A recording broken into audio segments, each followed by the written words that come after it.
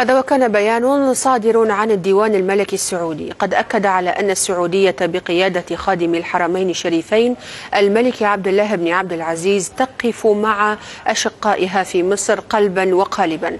أشار البيان إلى أن المملكة لمست تأييد الشعب المصري لخارطة الطريق، آملة في أن يؤدي التأييد إلى حل سياسي، مستنكرا أي البيان بشدة أعمال الإرهاب في مصر، ووصف من يلجأ لها ويتعاون مع منفذها بأنه لا ذمة له. أكد البيان على أن قيادة مصر وشعبها لن تسمح بمثل هذه الأعمال من أن تستهدف أمن مصر واستقرارها. ينضم إلينا من الرياض جاسر الجاسر مدير تحرير صحيفة الشرق السعودية. أهلا بك أستاذ جاسر معنا في نشرة الرابعة.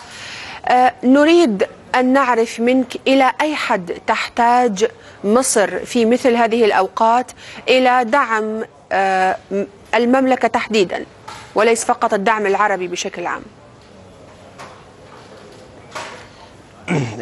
مصر الآن تحتاج كل الدعم، يعني خاصة السياسي والمعنوي.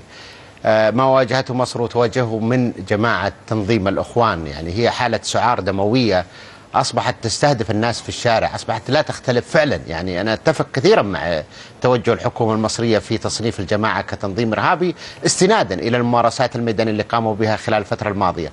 لم يعودوا جماعة تطالب ب يعني وضعية سياسية أو يعني مشاركة سياسية بالمعنى المتعارف عليه والمعنى الحضاري، خاصة أنها تزعم أنها تحمل لواء الإسلام والإصلاح.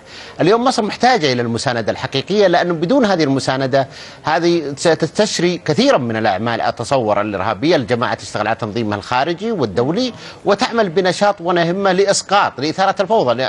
اليوم وهي تشعر بخسران موقعها السياسي تريد أن تثير الفوضى في مصر، وتؤكد رسالة أخرى أيضا للدول حتى ما فيها تونس أو ليبيا، أنه هذه الجماعة تستطيع أن تفسد وتؤثر وتقلب مواضيع بالشكل الدموي. لا تعنيها مصلحة البلاد ولا تعنيها مصلحة الناس، تعنيها فقط مصالحها الشخصية أو مصالح الجماعة والتنظيم وطموحاتها السياسية. موقف المملكة هو أنا أعتقد مبادرة للمرة الثالثة تقريبا والرابعة، في مبادرة مهمة وحيوية وتصب في الوقت نفسه في اللحظة التي احتاجت. يعني السعودية هي اللي أعلنت بشكل واضح وصريح هذه المساندة بعد إعلان مصر تنظيم الجماعة فيه، وتستنكر لأنه ما حدث من انفجار في نصر المنصورة أو المشكلة الآن واليوم الآن في الأزهر، هذه عمليات دموية قاتلة. هذا هنا لا يختلف أبدا الوضع. هي عادة أستاذ جاسر ما تسبق المملكة غيرها من الدول العربية فيما يتعلق بمواكبة ما يحدث في مصر، أليس كذلك؟ مصر طبعا التزام، السعودية تدرك وتعي أنها مصر والسعودية هما قطبان الفعل العربي والحركة العربية، والسعودية لم تقبل أبدا بأي شكل من الأشكال أن تصبح مصر يعني رهينة أو فريسة لإرغابات أو توجهات. وهي وقفت مع الثورة في الثورة المصرية بعد في 30 يونيو وقفة يعني استطاعت أن تعدل الموقف الدولي لصالح مصر، لأن مصر لا يمكن تركها بهذا الشكل ولا يمكن السكوت عنها. ومن يتراخى عن مصر فهذا هو يتهاون أيضا في مسألة الدور العربي والإقليمي في المنطقة. نعم. هو يضعف هذا الشأن. السعودية هنا التزام أخلاقي بالدرجة الأولى وتعاطفي أيضا يمكن تجاه مصر، لكن المهم الدور السياسي، أن هذا مصر هذه الدولة الكبيرة والعظيمة والمؤثرة والرائدة لا يجب أن تترك لوحدها في هذا الظرف. ولذلك جاءت هذه المبادرة هي تأكيد الدعم، وأنه ليس هناك المسألة مجرد دعم مالي، فعلا هناك وقوف، هناك شراكة حقيقية في مواجهة هذه التحديات والتغلب عليها. نعم. وهي دعوة لجميع الدول الأخرى العربية خصوصا اللي قد تواجه مثل المشاكل أن تنتبه وتعي أن المسألة ليست مجرد خلاف وليست مجرد تباينات في الطرح وليست مجرد حقوق وأولوية، أن هناك عمل منظم يستهدف البنية الاجتماعية والمدنية والسياسية للدولة اللي في مصر، وأنه في حال استمرار أو نجاح أو السكوت عن المثل سينتشر إلى الدول الأخرى.